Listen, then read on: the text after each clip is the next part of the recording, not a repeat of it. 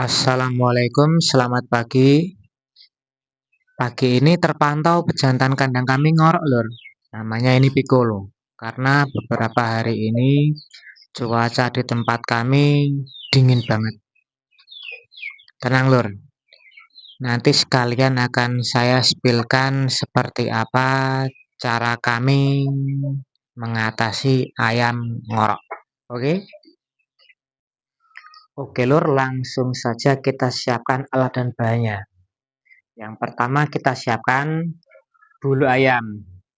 Ingat yang ujungnya tidak patah ya, lur, yang halus. Yang kedua, minyak kayu putih. Yang ketiga, bawang merah. Keempat, bawang putih. Lalu pisau dapur. Langkah pertama, kita cuci bersih bulu ini. Sesudah bersih, kita basahi pakai minyak kayu putih. Jadi kita usap pakai minyak kayu putih ya, lur.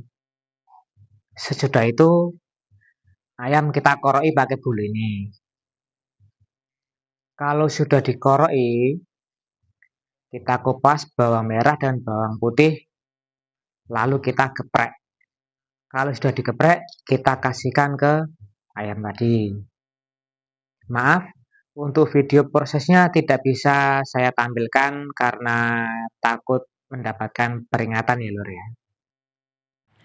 Oke, lur, setelah kita koroki, kita kasih bawang merah, bawang putih, lanjut kita beri minum, terus kita jemur ya, lur.